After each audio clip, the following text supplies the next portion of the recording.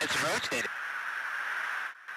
It's rotating and it's going very fast. This is a picture of a UFO or an unexplained aerial phenomenon that you may have seen. These have been around for a while. You may have seen them on the internet, but only recently, during the midst of COVID-19 pandemic situation, they were declassified by the U.S. military. And with us to talk about these particular videos is Matt Melvin. He is a UFO expert from Ottawa. So first of all, nice talking to you today. Thanks, Jeff. I don't know if I'd call myself an expert. Okay. So expert is someone who...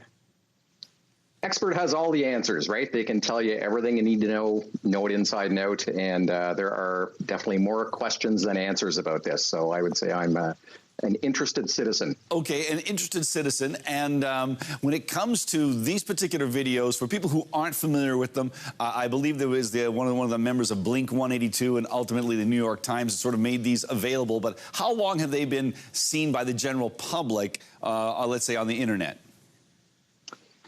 Yeah, two answers. So they came out, I think, as early as 2007 and thought to be a rumor, maybe a hoax, maybe who knows what. Officially released in 2017. The New York Times put out an article, I think it was December 16th, and the videos came out shortly after that. Over the last year and a half or so, both the Navy and the U.S. Pentagon have come out and said, yes, those are our videos, and we don't know what these things are. So that, brings up a lot of questions. We don't know what these things are.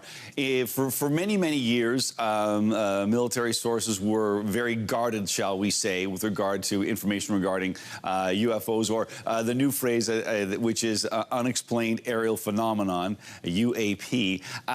When it comes to this, why do you think there's been a change of heart from, let's say, the establishment or government?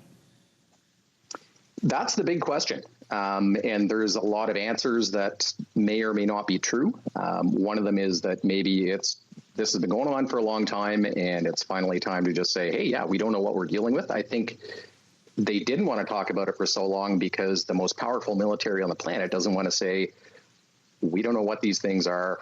We can't fight them. We don't know where they're coming from. That would be a horrible thing for them to admit. So why now is a great question, and I wish I could tell you. Okay, fair enough then. Just before we go on, I'm just kind of curious. You were talking about, an interested citizen. Have you always been interested in this phenomenon? Yeah, as long as I can remember. Lucky to be raised in a family of voracious readers, and sci-fi was my thing. So Arthur C. Clarke and Isaac Asimov, all that stuff. And that just kind of led into a natural interest in, hey, what if there is something going on? Picked up a book, picked up another book. Along comes the internet, showing my age. And a lot more information comes out, both good and bad. And that's like anything else out there, is you've got to be, take everything with a grain of salt. But yeah, I've probably 25 years I've been very interested in this. Now, your interest is not just simply on a shallow level. You've done some deep dives here. You've also been in touch with the Canadian military, particularly after these videos were declassified by the U.S. What did the Canadian military tell you, if anything? Not very much. So yeah, I've been contacting as many MPs as I can. Most of them don't even give the courtesy of a response. A couple of them have. And Harjit Sajjan, Minister of Defense, his office got back to me, and you may have seen the response. It's up on my website. And my question was, now that the U.S. military has said, hey, these things are going on, we're looking at them, we don't know what they are. I asked, has Canada contacted the United States to talk about this? We're next door, we're your ally. And it was a pretty short, canned answer that Canada has not had any discussions with the U.S. military about this. So that's where my interest comes from, is why aren't we? So, goodness knows we're all part of the Five Eyes, and we talk about many things when it comes to sharing of intelligence between a number of countries, particularly between Canada and the U.S. For you, is it simply a question of not knowing? Like, what drives your passion to want to know more about what these things may or may not be? Sure, I guess a couple of things. The simplest is everybody loves a good mystery story, right? So I would love to know what these are.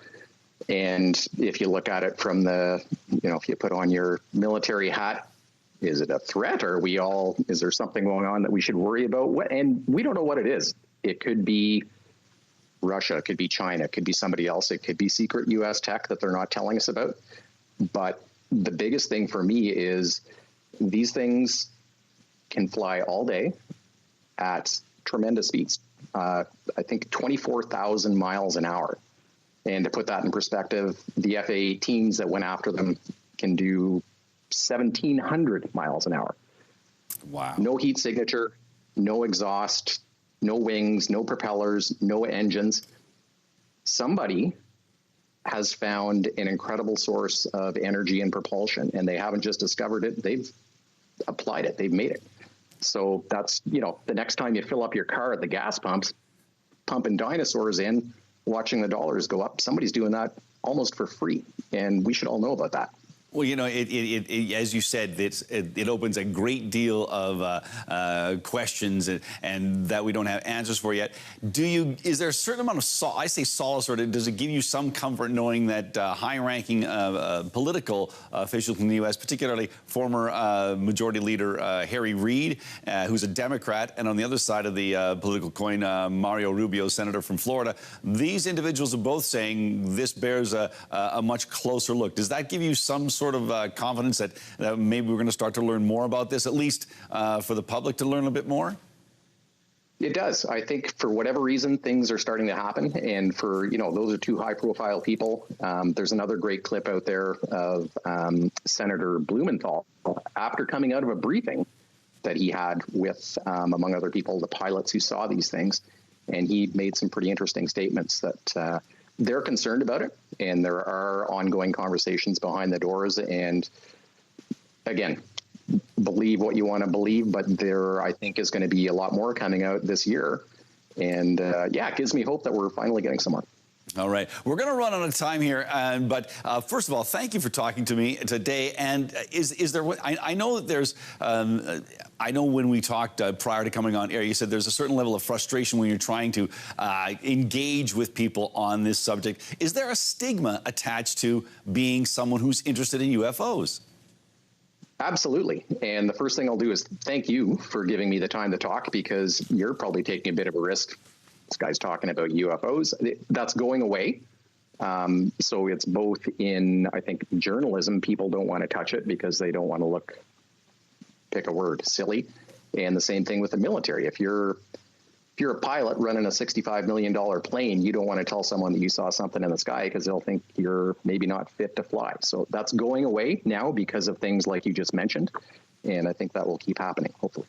All right. We're just out of time right now, but if people want to connect with you via the internet or on Twitter, where do they go? Yeah, so I run a site called uapmediakit.ca, and you can get me by email, info@uapmediakit.ca, and happy to talk to anyone who has an interest in it. All right. Thanks so much for talking to us today, Matt. We appreciate the time, and I look forward to talking to you in the future. Likewise. Thanks, Jeff. Have a good day.